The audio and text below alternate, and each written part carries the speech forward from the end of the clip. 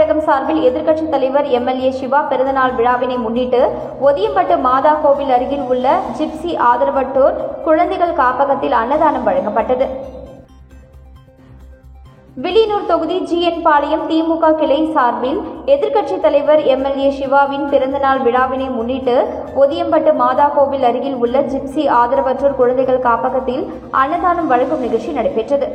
இதில் எதிர்க்கட்சித் தலைவர் சிவா நிகழ்ச்சியில் கலந்து கொண்டு ஆதரவற்ற குழந்தைகளுக்கு மதியம் கேக் வெட்டி கொண்டாடி பிரியாணி வழங்கினார்.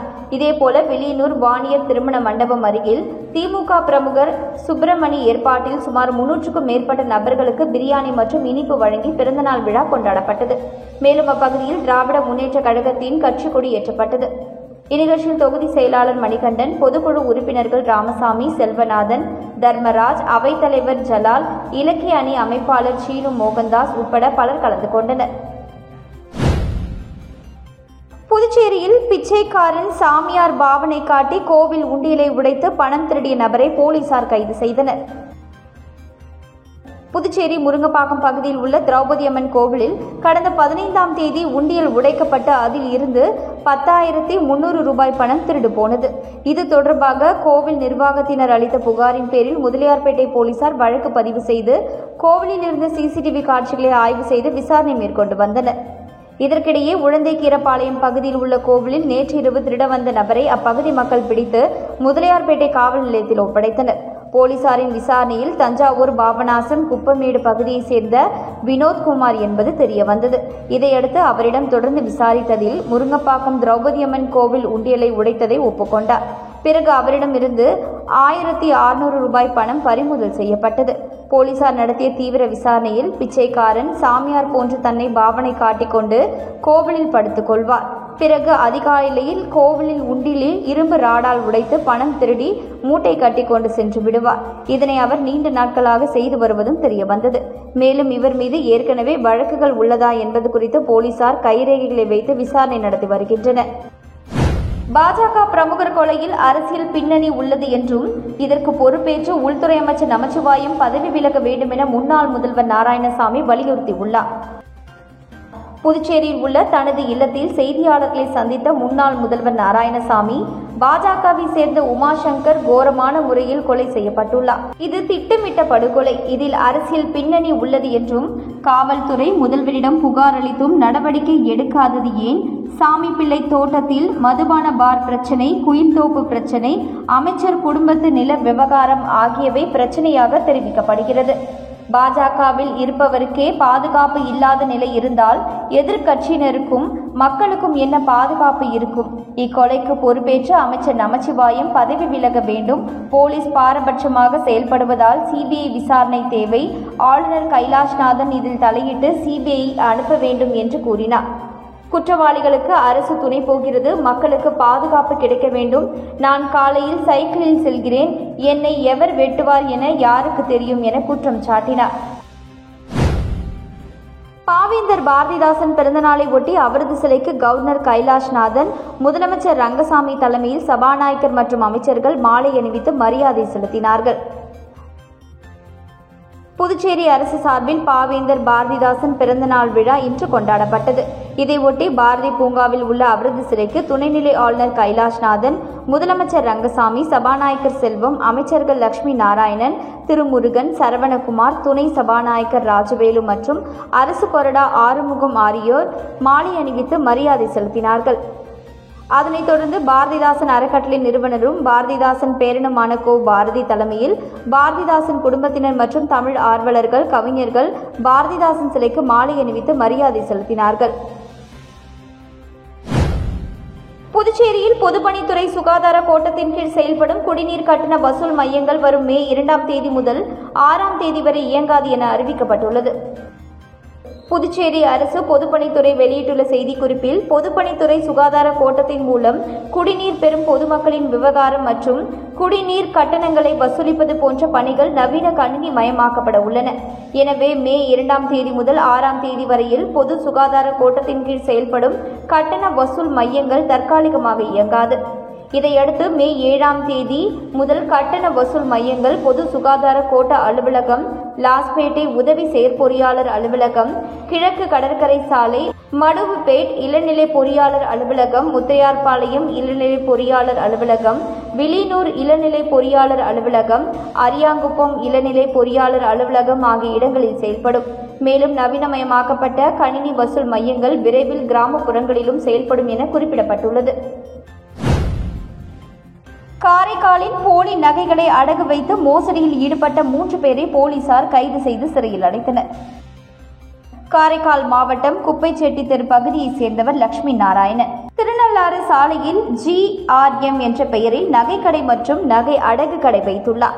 கடந்த 25ஆம் தேதி 3 பேர் லட்சுமி நாராயணன் கடைக்கு வந்து ஒரு செயினை கொடுத்து அடகு வைத்து 1,50,000 ரூபாய் கேட்டுள்ளனர். லட்சுமி நாராயணன் செயினை வாங்கி எடை பார்த்ததில் நகை 23 சவரன் 700 கிராம் இருந்தது. செயினில் BIS முத்திரை மற்றும் 916 ஹால்மார்க் முத்திரை இருந்தது. நகையின் தன்மையை பார்க்க வேண்டி அவரது கடைக்கு எதிரில் உள்ள பாலமுருகன் நகை கடைக்கு எடுத்து சென்று கோல்ட் டெஸ்டிங் மிஷினில் வைத்து பார்த்தபொழுது தங்கத்தின் மதிப்பு குறைவாக காட்டியது. இதுகுறித்து லட்சுமி நாராயணன் கொடுத்த புகாரின் பேரில் கடைக்கு வந்த 3வரையும் நகர இன்ஸ்பெக்டர் புருஷோத்தமன் தலைமையிலான போலீசார் பிடித்து விசாரித்தனர். அதில் கும்பகோணத்தை சேர்ந்த பரசுராமன், காரைக்காலை சேர்ந்த சதீஷ்குமார், முருகவேல் ஆகியோர் போலி நகையை கொடுத்து மோசடியில் ஈடுபட்டது தெரியவந்தது. இதுகுறித்து நகர போலீசார் வழக்கு பதிந்து பரசுராமன், சதீஷ்குமார், முருகவேல் ஆகியோரை கைது செய்து சிறையில் அடைத்தனர். கடற்கரை சாலை அருகே உள்ள பாரதி பூங்காவில் போட்டோ ஷூட் எடுக்க 500 ரூபாய் கட்டணம் நிர்ணயித்து புதுச்சேரி நகராட்சி அதிரடியாக உத்தரவிட்டுள்ளது. புதுச்சேரியில் பிரெஞ்சு பாரம்பரிய கட்டிடங்கள், ஏராளமான நினைவு சின்னங்கள் உள்ளன. புதுச்சேரிக்கு சுற்றுலா வரும் பயணிகள் இந்த பாரம்பரிய கட்டிடங்கள் கோடு போட்டது போன்று நேராக இருக்கும் சாலைகளின் முன் போட்டோ ஷூட் மற்றும் வீடியோ எடுத்து மகிழ்கின்றனர். இதேபோல பாரதி பூங்காவிலும் போட்டோ எடுத்தும் செல்ஃபி எடுத்தும் மகிழ்ந்து வருகின்றனர். குறிப்பாக பாரதி பூங்காவில் உள்ள ஆயி மண்டபம், புல்தரை சிற்பங்களுடன் கூடிய கலைநயமிக்க கல்தூண்கள் அருகே போட்டோ ஷூட் எடுக்க ஆர்வம் காட்டி வருகின்றனர். இந்த நிலையில் பாரதி பூங்கா மூலம் புதுச்சேரி நகராட்சி வருவாயை ஈட்டும் வகையில் புதிய அறிவிப்பை வெளியிட்டு பாரதி பூங்கா முன்பு வைத்துள்ளது. அதில் பாரதி பூங்காவில் போட்டோ ஷூட் மற்றும் வீடியோ எடுக்க நகராட்சியின் வருவாய் பிரிவை அணுகி அனுமதி பெற வேண்டும். இதற்கு 500 ரூபாய் கட்டணம் செலுத்த வேண்டும். அப்பொழுதுதான் அனுமதி வழங்கப்படும் என அறிவித்துள்ளது. புதுச்சேரியில் முதலமைச்சர் ரங்கசாமி வீடு உட்பட 5 இடங்களுக்கு வெடிகுண்டு மிரட்டல் விடுத்த சம்பவம் பெரும் பரபரப்பை ஏற்படுத்தியுள்ளது. புதுச்சேரியில் கடந்த சில தினங்களாகவே முதலமைச்சர் வீடு உள்ளிட்ட பொதுமக்கள் கூடும் இடங்களுக்கு இமெயில் மூலம் வெடிகுண்டு மிரட்டல் விடுக்கப்பட்டு வருகிறது. குற்றவாளியை பிடிக்க முடியாமல் புதுச்சேரி சைபர் கிரைம் போலீசார் மத்திய சைபர் கிரைம் போலீசார் உதவியை நாடியுள்ளனர். இந்த நிலையில் இன்று 2வது மற்றும் 3வது முறையாக கோரிமேட்டில் உள்ள முதலமைச்சர் ரங்கசாமி இல்லம், அப்பா பைத்திய சுவாமி கோவில், ஜிப்மர் மருத்துவமனை, பிரெஞ்சு தூதரகம் மற்றும் முல்லா வீதியில் உள்ள மசூதிக்கு இமெயில் மூலம் வெடிகுண்டு மிரட்டல் வந்தது. இதையடுத்து போலீசார் மற்றும் வெடிகுண்டு நிபுணர்கள் மோப்பனாய் உதவியுடன் தீவிரமாக சோதனையில் ஈடுபட்டனர். அப்பொழுது வெடிகுண்டு எதுவும் கிடைக்காததால் புரளி என தெரிய வந்தது. இமெயில் மூலம் தொடர்ந்து வெடிகுண்டு மிரட்டல் விடுத்து வரும் மர்ம நபரை பிடிக்க முடியாமல் புதுச்சேரி போலீசார் திணறி வருகின்றனர். சோனியா காந்தி நகர் பகுதியில் அமைந்துள்ள அருள்மிகு ஸ்ரீ அங்காள பரமேஸ்வரி அம்மன் ஆலயத்தில் நடைபெற்ற ஊஞ்சல் உற்சவ திருவிழாவில் திரளான பக்தர்கள் கலந்து கொண்டு சுவாமி தரிசனம் செய்தனர். புதுச்சேரி மாநிலம் உழவர்கரை நகராட்சி சண்முகாபுரம் அன்னை சோனியா காந்தி நகர் பகுதியில் அமைந்துள்ள அருள்மிகு ஸ்ரீ அங்காள பரமேஸ்வரி அம்மன் ஆலய 12ஆம் ஆண்டு மயான கொள்ளை உற்சவ திருவிழா விமர்சையான முறையில் நடைபெற்றது. கடந்த புதன்கிழமை அன்று கொடியேற்றுதல் நிகழ்ச்சியும் அதனைத் தொடர்ந்து சுவாமிக்கு தினந்தோறும் காலை மாலை இருவேளையும் அபிஷேக ஆராதனைகள் மற்றும் மகா தீப ஆராதனை, சுவாமி வீதி உலா புறப்பாடு நடைபெற்று வந்தன. இந்த நிலையில் முக்கிய நிகழ்வாக மயான கொள்ளை திருவிழா வெகு விமர்சையான முறையில் நடைபெற்றது. தொடர்ந்து மூலவருக்கு மதுரை மீனாட்சி அலங்கார தீபாராதனையும், தொடர்ந்து ஊஞ்சல் உற்சவ நிகழ்ச்சியும் மற்றும் அன்னதானம் வழங்கும் நிகழ்ச்சியும் நடைபெற்றது. ஊஞ்சல் உற்சவம் நிகழ்ச்சியில் சுவாமிக்கு நலங்கு வைத்து அலங்காரம் செய்து தீப ஆராதனை காண்பிக்கப்பட்டது. இதில் கதிர்காமம் தொகுதியின் சட்டமன்ற உறுப்பினர் KSP ரமேஷ் கலந்து கொண்டு சுவாமி தரிசனம் செய்தார். தொடர்ந்து ஆலயத்தில் அவருக்கு முதல் மரியாதை செய்யப்பட்டது. ஊஞ்சல் உற்சவ விழாவில் திரளான பக்தர்கள் கலந்து கொண்டு சுவாமி தரிசனம் செய்து அம்மனை வழிபட்டனர். புதுச்சேரியில் மின் கட்டண உயர்வு குறித்து நடைபெற்ற கருத்து கேட்பு கூட்டத்தில் அதிகாரிகள் தமிழில் பதிலளிக்க கோரியும் ஆண்டுதோறும் மின் கட்டணம் உயர்த்தப்படுவதற்கு எதிர்ப்பு தெரிவித்து சமூக அமைப்புகள் அதிகாரிகளிடம் வாக்குவாதத்தில் ஈடுபட்டதால் பரபரப்பு ஏற்பட்டது. புதுச்சேரி அரசு மின்துறை புதுச்சேரி யூனியன் பிரதேசத்தில் 2025 முதல் 2030 வரை 5 ஆண்டுகளுக்கு மின் கட்டணம் உயர்த்துவது தொடர்பான பொதுமக்கள் கருத்து கேட்பு கூட்டம் லபோர்த் வீதியில் உள்ள தனியார் மண்டபத்தில் நடைபெற்றது.